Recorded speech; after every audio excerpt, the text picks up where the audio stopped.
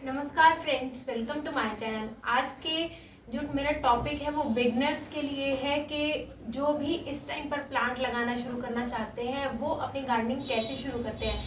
कैसे मैंने शुरू करी थी वो भी आपको बताऊंगी, तो उसी वीडियो को आगे कंटिन्यू करूंगी। और मैं चाहती हूँ आप सभी लोग प्लांट लगाएं और अपने घर का एनवायरनमेंट जो है बहुत ही हरा भरा अच्छा रखें, साफ रखें।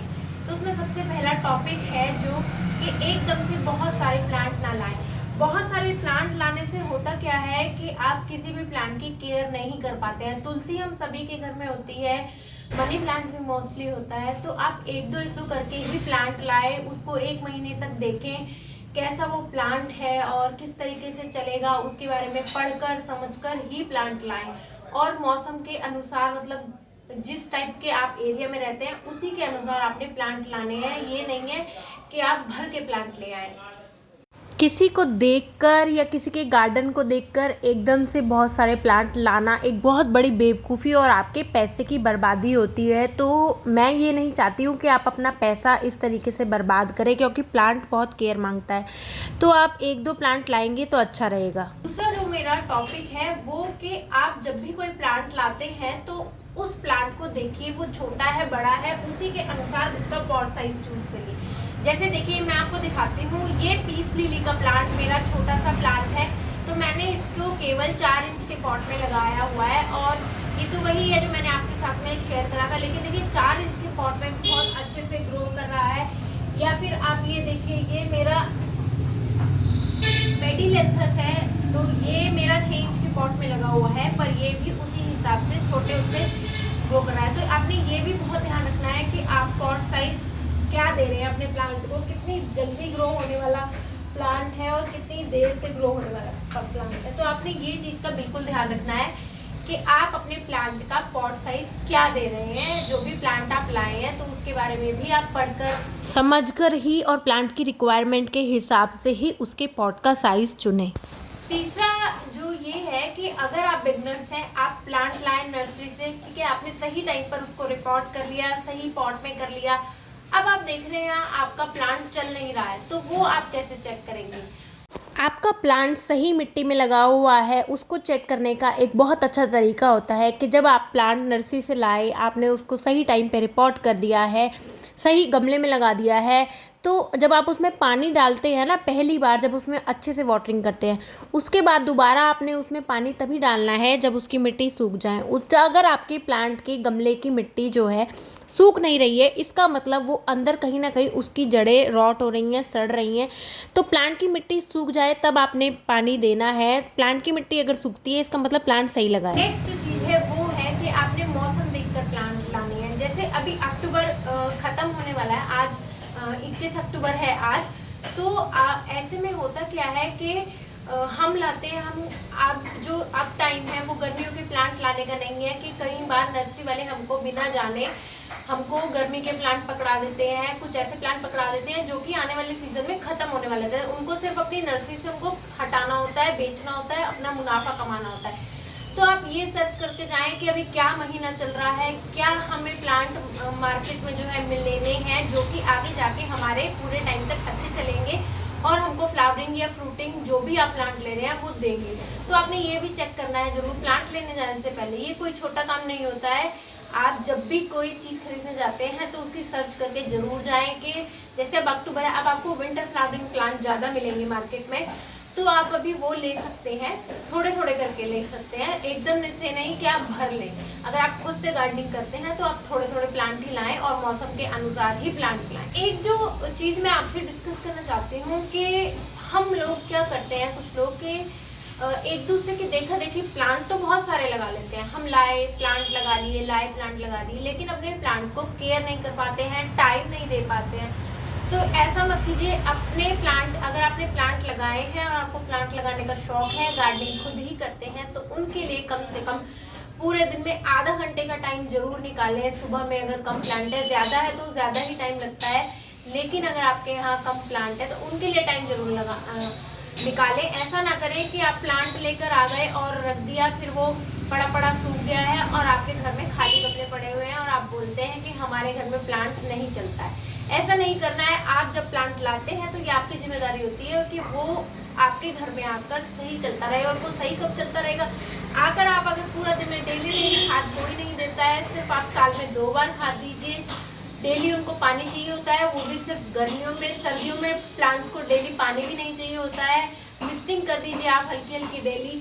बस आकर आप अगर अपने प्लांट्स को दिन में एक बार इस तरह प्यार से ऐसे सहला भी देंगे, उसी में वो खुश हो जाते हैं। और मैं तो हमेशा करती ही हूँ कि ये प्लांट मेरे बच्चे ही हैं, तो उस तरीके से मैं आकर इनको एक बार दिन में प्यार से जरूर इन पर आती जाती हाथ जरूर ऐसे प्यार से लगा कर जाती हूँ। तो आप भी एक काम कीजिए, ऐसा नहीं है कि आप जबरदस्ती प्लांट ले आए और घर पे लाकर उनको मार दिया। अच्छा, मैंने आपको पॉट की जानकारी तो दे दी, लेकिन उससे पहले आपने ये चेक करना है कि आप कोई भी प्लांट लाते हैं उसके बारे में आप पढ़कर, वीडियो देखकर, कुछ भी समझकर जरूर उसको तब रिपोर्ट कीजिए। ऐसा नहीं प्लांट लाए और रिपोर्ट कर दिया कैसी भी मिट्टी में, और फिर उसको बोलते हैं हमारे यहाँ प्लांट नहीं चलता। पहले आप देखिए वो प्लांट कैसा है, कितना डेवलप है, उसको कैसी मिट्टी चाहिए, तभी उसको रिपोर्ट कीजिए। उसके लिए मेरे चैनल पर एक ऑलरेडी वीडियो है कि नर्सरी से प्लांट लाकर हमारे प्लांट क्यों खराब हो जाते हैं, इस नाम से है। आप चाहें तो मेरे चैनल पर जाकर देख सकते हैं, अदरवाइज मैं उसका लिंक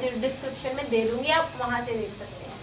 तो ये एक बहुत इंपॉर्टेंट बात होती है कि हम नर्सरी से प्लांट लाते ही सबको ये लगता है कि बस फटाफट से उनको रिपोर्ट कर देना है। ऐसा नहीं करना है। आप प्लांट लाइए, उसको 1-2 दिन तो अपने सभी प्लांट से दूर रखिए, क्योंकि उनमें अगर कोई पेस्ट वगैरह आ जाता है तो वो आपके बाकी प्लांट से, जो हेल्दी प्लांट होते हैं, उनसे लग रहेगा। उसके बाद उसको पूरा अच्छे से चेक करने के बाद उसको आप उसकी जगह पे प्लेस कर दीजिए, प्लांट्स के बीच में प्लेस कर दीजिए, तब जाके आप उसके बाद उसको रिपोर्ट कीजिए। देखिए मैं एक प्लांट लेकर आई थी, ये सिलेंड्रिका, सेंसिवेरिया सिलेंड्रिका। मैंने अब तक इसको रिपोर्ट नहीं कराया, और इसके लाए हुए कम से कम भी मुझे 20 दिन हो गए, और इसको मैं अभी रिपोर्ट करूंगी भी नहीं।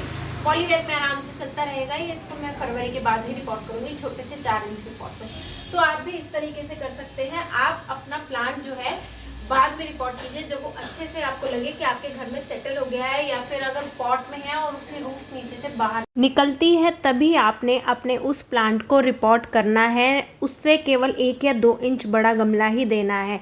ऐसा नहीं है कि आपने पहला प्लांट लगा हुआ है 4 इंच के पॉट में और उसके बाद उसको सीधा लगा दिया आपने 10 इंच के पॉट में। उससे आपका प्लांट रूट रॉट होने से मरेगा ही मरेगा, क्योंकि बड़े प्लांटर में होता क्या है, ज़्यादा पानी आता है, और आपके ज़्यादा पानी होने की वजह से जड़ें खराब हो जाती है। प्लांट कम पानी से कभी नहीं मरता है, ज़्यादा पानी से हमेशा ही रूट रॉट से होकर मर जाता है। फरवरी और सितंबर 2 ऐसे महीने बना लीजिए कि आपने अपने प्लांट में वर्मी कंपोस्ट डालना ही डालना है अच्छे से, या गोबर की सड़ी हुई खाद या पत्तियों की खाद। लेकिन ये खाद, गोबर की सड़ी हुई पत्तियों की खाद, पूरी तरीके से सड़ी हुई होनी चाहिए। तो मैं इसलिए केवल वर्मी कंपोस्ट ही यूज़ करती हूँ। तो जो भी सॉलिड खाद है वो आपने जरूर साल में 2 बार डालनी है। बाकी आप के पास नहीं टाइम है तो आप ना खाद दें, उसी में आपका प्लांट जो है बहुत अच्छे से चलता है। बीच में अगर आपके पास टाइम है तो आप उनको जो हम लिक्विड खाद देते हैं वो आप उस तरीके से दे सकते हैं, जैसे सीवीड की लिक्विड खाद आती है, आप उसको पानी में मिलाकर उस तरीके से आप दे सकते हैं। तो आप वो सब कर सकते हैं। अदरवाइज आपके पास टाइम नहीं है तो केवल 2 बार, साल में 2 बार आपने अपने प्लांट्स को खाद जरूर देनी है, और उनकी प्रूनिंग भी आपने टाइम से करनी है। जैसे फरवरी में हम खाद देते हैं, उस टाइम आप प्रूनिंग कर सकते हैं गर्मियों के प्लांट की। प्रूनिंग में ये चीज़ ध्यान रखनी होती है कि गर्मी के प्लांट की गर्मियों से पहले प्रूनिंग होती है, और सर्दियों के प्लांट की सर्दियों से पहले। जैसे फरवरी में बाकी सभी परमानेंट प्लांट की प्रूनिंग बहुत अच्छे से करती हूँ मैं। आप इस टाइम अक्टूबर में भी कर सकते हैं, लेकिन अब इस टाइम हम सॉफ्ट प्रूनिंग करते हैं। और जैसे गुलाब है, अब गुलाब की आने वाले टाइम में अब हार्ड प्रूनिंग बहुत अच्छे से होएगी। तो आपने वो चीज़ ध्यान रखनी होती है बस प्रूनिंग के टाइम पे। प्रूनिंग और खाद देना प्लांट को बहुत ज़रूरी है उसकी हेल्दी ग्रोथ के लिए। कई बार क्या करते हैं, मनी प्लांट लोग बोलते हैं हमारा लेगी सा हो जा रहा है, हमारा बुशी नहीं हो रहा है। उसका रीज़न ये होता है कि आप अपने मनी प्लांट को लंबा करने के चक्कर में, बड़ा बड़ा लटकाने के चक्कर में उसको काटते नहीं है। तो आप उसको जितना ऊपर से उसका जहाँ से वो ग्रो कर रहा है काटेंगे, वो पीछे से उतना ही ग्रो करेगा और उतना ही बुशी बनेगा, और उतनी ही उसमें बड़ी बड़ी स्टेम, बहुत ज़्यादा स्टेम आएगी। इसलिए उसकी भी कटिंग प्रूनिंग करनी बहुत ज़रूरी होती है। मनी प्लांट के बारे में बता रही हूँ, ताकि आपका प्लांट बुशी बन जाए। और ये हर प्लांट पे लागू होता है, जितना आप प्रून करेंगे उतना वो बुशी बन जाएगा, 1-2 प्लांट छोड़ के, क्योंकि किसी किसी प्लांट की प्रूनिंग नहीं होती है। जितने भी आप मेरे बुशी प्लांट देख रहे हैं उनका केवल एक ही सीक्रेट है कि जो उनकी नई टिप निकलती है, जहाँ से नई पत्तियाँ ग्रो कर रही है, मैं उसको वहाँ से पिंच कर देती हूँ। पिंच करने से नीचे से और नई ग्रोथ स्टार्ट हो जाती है, लेकिन पिंच करना भी आपको ग्रोइंग पीरियड में ही है, जब उसका ग्रोइंग सीजन होता है। ऐसे पिंच नहीं करना है। अच्छा, आपको एक बात बताती हूँ कि ये देखिए, ये मेरे पीस लिली के वो प्लांट है जो मैंने ऐसे ही रूट से फेंक दिए थे, आपको दिखाया भी था, और ये सब ग्रो हो गए हैं। पीस लिली इतना हार्डी प्लांट होता है, ये देख रहे हैं आप। तो ये मैं बताती हूँ कि आप जब नर्सरी में जाते हैं तो आपको कोई भी प्लांट इंडोर जो होता है वो ये बोलकर बेचा जाता है कि ये इंडोर है, आप घर के अंदर आराम से रख सकते हैं। लेकिन मैं आपको बताती हूँ कि घर के अंदर रखने वाला कोई प्लांट ऐसा नहीं होता है कि आप उसको हमेशा के लिए घर के अंदर रख लें। हाँ, 3-4 दिन आप घर के अंदर जरूर रख सकते हैं, लेकिन कोई भी प्लांट आप लगातार कई दिनों तक घर के अंदर नहीं रख सकते हैं, केवल एक ये सेंसिवेरिया छोड़ के। इसको भी आपने महीने में एक बार बाहर जरूर निकालना होता है। तो इंडोर प्लांट का मतलब ये नहीं होता है कि आप लाके अपना प्लांट घर के अंदर रख दें और उसको बाहर की हवा पानी ना मिले। उसका मतलब ये होता है कि आप उसको शेडिंग प्लेस में रखें जहाँ पर डायरेक्ट सनलाइट ना आती हो, इनडायरेक्ट ब्राइट लाइट आती रहे। ये होता है इंडोर प्लांट का मतलब। ये नहीं कि आप बंद कमरे में उसको रख देंगे, उसको बाहर की हवा नहीं मिल रही है, आपके फैन की हवा मिल रही है, एसी की हवा मिल रही है, और फिर आपका प्लांट मरेगा ही मरेगा। ये आप ध्यान रखिए, इंडोर प्लांट है तो आप उसको 1-2 दिन सजाने के लिए अंदर रख दीजिए, वापस उसको बाहर ऐसी जगह रख दीजिए जहाँ पर डायरेक्ट सन की रेज ना आती हो, सनलाइट ना आती हो, डायरेक्ट इनडायरेक्ट। जैसे मैं यहाँ बैठी हूँ, इस तरीके से यहाँ पर हल्की हल्की धूप आती है सर्दियों में, गर्मियों में तो वो भी नहीं आती है। इस तरीके से आप अपने प्लांट को सेट कर सकते हैं, उसकी एक स्पेस देख सकते हैं। अगर आपको नहीं पता है कि प्लांट कहाँ रखा जाएगा, तो आप जब नर्सरी से ख़रीद कर लाते हैं तो वहाँ पर देखिए उन्होंने प्लांट कहाँ रखे हुए हैं। ग्रीन नेट के नीचे रखे हुए हैं, तो इसका मतलब उनको इनडायरेक्ट ब्राइट लाइट चाहिए। और अगर वो फुल सन में रखे हुए हैं तो इसका मतलब वो फुल सन में चलने वाला प्लांट है। जो लास्ट में मैं आपको पॉइंट बताने वाली हूँ वो है कि अगर आप बिगनर्स हैं तो किसी के भी कहने पर अपने प्लांट को कोकोपीट पे ना लगाएं, क्योंकि ये चीज़ मैंने खुद से एक्सपीरियंस करी है। जब हम कोकोपीट में अपना प्लांट स्टार्टिंग में लगा देते हैं, जब हम नई नई गार्डनिंग सीख रहे होते हैं, और मैंने खुद ने करी है, तो पानी देने का कोई अंदाजा नहीं होता है। ऊपर से हमें लगता है मिट्टी में पानी नहीं है, एक्चुअल में कोकोपीट बहुत सारा पानी होल्ड करके रखती है। और अगर कोकोपीट अच्छे से धुला नहीं हुआ है, क्योंकि वो कंप्रेस करके बनाया जाता है, उसके अंदर सॉल्ट बहुत ज़्यादा होता है, और अगर आपने उसको 3-4 बार वॉश नहीं करा है तो उसके अंदर वो जो केमिकल होते हैं वो आपके प्लांट की जड़ों को नुकसान पहुंचाते हैं, और प्लस वो ज़्यादा मॉइस्चर होल्ड करके रखती हैं, तो आपका प्लांट उस टाइम पे रूट रॉट की वजह से मर सकता है। तो आप कोकोपीट का इस्तेमाल बिगनर्स है तो ना करें। उसकी जगह पर आप राइस हस्क या परलाइट यूज़ कर सकते हैं। राइस हस्क सस्ता आता है परलाइट से, तो आप वही यूज़ करिए। जो धान का छिलका होता है, चावल का छिलका, वो आप यूज़ कर सकते हैं। अदरवाइज आपको सिंपल रेत, मिट्टी और वर्मी कंपोस्ट भी लगाएंगे तब भी आपका प्लांट बहुत अच्छे से चलेगा, उसमें कोई दिक्कत नहीं है। सिर्फ आपने पानी का ही ध्यान रखना है, मिट्टी, रेत और खाद, बस आप ये 3 चीज़ें मिलाइए और थोड़ी सी उसमें हल्दी मिला दीजिए और आपका प्लांट बहुत अच्छे से चलेगा। कोकोपीट आप उसमें ना यूज़ करें अगर आप बिगनर से। कोकोपीट वही लोग अच्छे से यूज़ कर सकते हैं जो गार्डनिंग में एक्सपर्ट हो जाते हैं, उनको पता होता है हमारे प्लांट को कब पानी देना है, कितना पानी देना है, किस तरीके से पानी देना है। तो ये चीज़ आप ना यूज़ करें तो ज़्यादा बेहतर है। और अब लास्ट में आपको बताती हूँ कि मैंने अपने गार्डनिंग की शुरुआत कैसे करी थी। एक्चुअल में वीडियो बहुत लंबा हो गया है तो थोड़ा जल्दी जल्दी बताने की कोशिश करूँगी। जब मैं 5 साल पहले, मुझे गार्डनिंग का बचपन से ही बहुत शौक़ था। 5 साल पहले मैंने एक दो करके प्लांट लाने शुरू करे थे। सबसे पहले मैं मनी प्लांट ही लेकर आई थी। तुलसी हमारे घर में थी और मनी प्लांट को ही मैंने मार दिया था। मैंने आपके साथ एक वीडियो में शेयर भी करा था।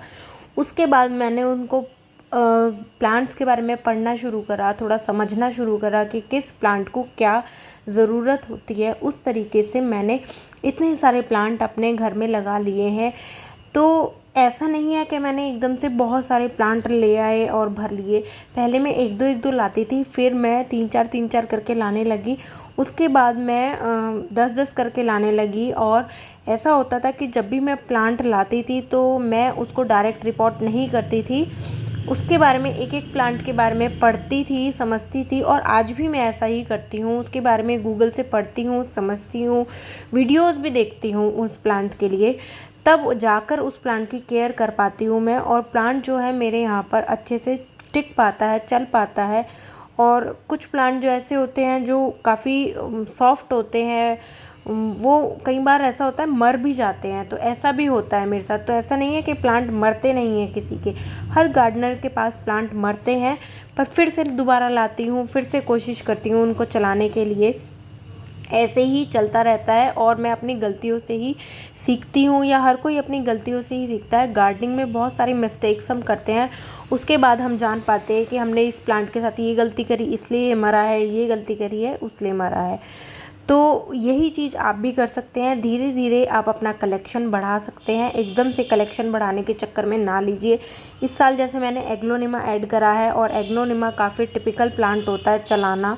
जैसा कि मैं पढ़ रही हूँ तो देख भी रही हूँ, तो जैसे ही चलेगा केयर करूँगी, मौसम अच्छे से निकालूंगी सर्दियों का, उसके बाद आपको बताऊंगी कि एग्लोनिमा को हम कैसे संभाल सकते हैं। अभी तो मैं खुद ही उसके बारे में सीख रही हूँ। तो आप मेरे प्लांट सारे देख भी पा रहे हैं, ये सारे मेरे इंडोर का कलेक्शन ही है। काफ़ी अच्छा 250 से ऊपर प्लांट है मेरे पास, इंडोर और आउटडोर मिला के। तो आप भी इसी तरीके से धीरे धीरे अपने छत पर बाहर बालकनी में, या कहाँ कहीं भी आपके पास जगह हो वहाँ पर आप अपने प्लांट्स को लाकर लगा सकते हैं। आशा करती हूँ वीडियो आपके लिए हेल्पफुल रही होगी, और जो बिगनर्स हैं, प्लांट लगाना चाहते हैं, शुरू करना चाहते हैं, उनके लिए थोड़ी सी भी हेल्पफुल रही होगी। और मैं कोशिश यही करती हूँ कि सारे आपके पॉइंट्स क्लियर करने की कोशिश करूँ, ताकि जो है आप भी अपने यहाँ पर नए नए प्लांट्स लेकर आएँ और उनको हेल्दी से ग्रो करने की कोशिश करते रहें और अपने यहाँ हरियाली बनाए रखें। तो वीडियो पसंद आ रही है तो वीडियो को लाइक करें, चैनल को सब्सक्राइब करें। Thank you.